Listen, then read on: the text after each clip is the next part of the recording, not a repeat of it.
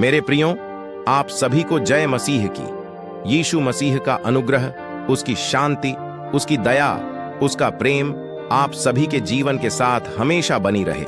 आमीन।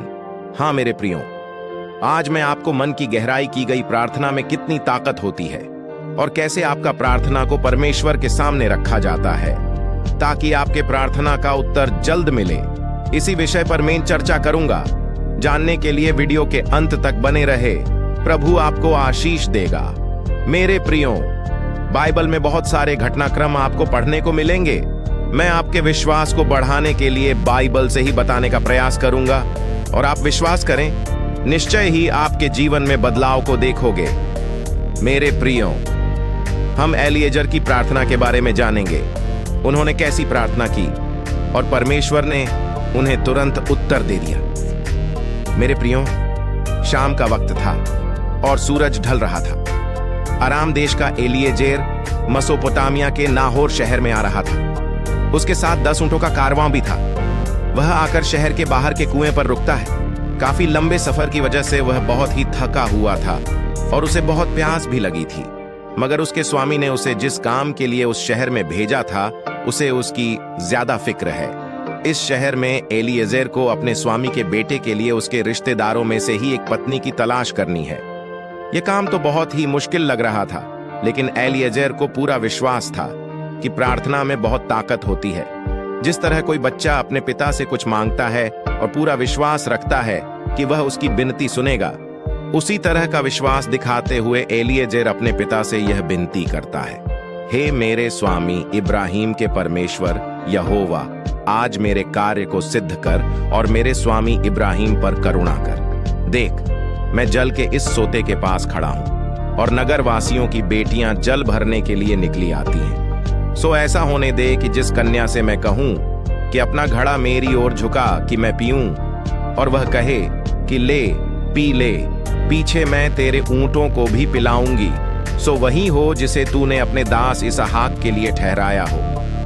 इसी रीति मैं जान लूंगा कि तूने मेरे स्वामी पर करुणा की है। मेरे प्रियो, एलिएजेर को अपनी प्रार्थना का जवाब मिल गया, क्योंकि उस कुएं पर जो पहली लड़की आती है वह उसके स्वामी के रिश्तेदारों में से ही है। उसका नाम रिबका है, जो इब्राहिम के भाई की पोती है। हैरत की बात तो यह है कि वह न सिर्फ एलिएजेर को पीने के लिए पानी देती है, मगर खुशी खुशी उसके सभी ऊंटों को भी पानी पिलाती है। रिबका कुंवारी है और उसका चाल चलन भी बहुत अच्छा है। इतना ही नहीं, वह बहुत खूबसूरत भी है। फिर एलिएजेर रिबका के परिवार वालों से बात करने के बाद रिबका मान जाती है और रिबका अपना घर छोड़कर दूर देश जाने और इब्राहिम के बेटे इसहाक की पत्नी बनने के लिए राजी हो जाती है। एलिएजेर को अपनी प्रार्थना का जवाब मिल गया और यह बहुत ही अद्भुत बात थी, क्योंकि उस जमाने में परमेश्वर अपना उद्देश्य पूरा करने के लिए ही इंसानों के साथ सीधा सीधा व्यवहार करता था। मेरे प्रियो, एलिएजेर ने जिस तरह से प्रार्थना की, उससे हम बहुत कुछ सीख सकते हैं। एलिएजेर का विश्वास पक्का था। वह नम्र था और तन मन से अपने स्वामी की इच्छाओं को पूरा करना चाहता था। एलिएजेर जानता था कि परमेश्वर को इब्राहिम से खास लगाव है और उसने इब्राहिम के वंश के जरिए ही सभी मानव जाति को आशीष देने का वादा किया है, जिसका विवरण हमें उत्पत्ति 12 उसका 3 आयत में पढ़ सकते हैं। अगर एलिएजेर चाहता था कि परमेश्वर उसकी प्रार्थना का जवाब दे, तो उसे कबूल करना था कि मानव जाति के संबंध में अपना उद्देश्य पूरा करने के लिए यहोवा ने इब्राहिम को चुना है और उसने इस बात को कबूल किया जो उसकी प्रार्थना से जाहिर होता है, हे मेरे स्वामी इब्राहिम के परमेश्वर यहोवा। ऐसा कहकर उसने यहोवा परमेश्वर को संबोधित किया और उसी इब्राहिम का वंश था यीशु मसीह। अगर आप चाहते हैं कि यहोवा आपके प्रार्थनाओं का जवाब दे, तो आपको यह कबूल करना होगा कि यहोवा ने इंसानों को आशीष देने के लिए यीशु मसीह को चुना है।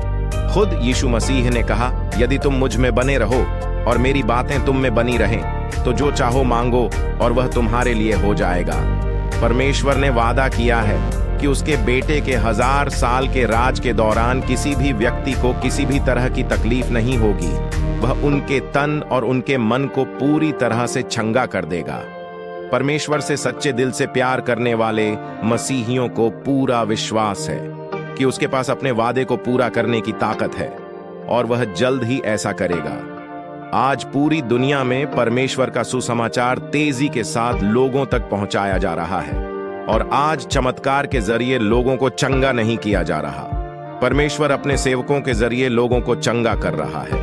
लोगों को अब भी मौका दिया जा रहा है कि वे परमेश्वर के पुकार को सुने और इसके अनुसार फौरन जरूरी कदम उठाएं। जब तक यहोवा मिल सकता है तब तक उसकी खोज में रहो, जब तक वह निकट है तब तक उसे पुकारो। दुष्ट अपनी चाल चलन और अनर्थकारी अपने सोच विचार छोड़कर यहोवा ही की ओर फिरे, वह उस पर दया करेगा।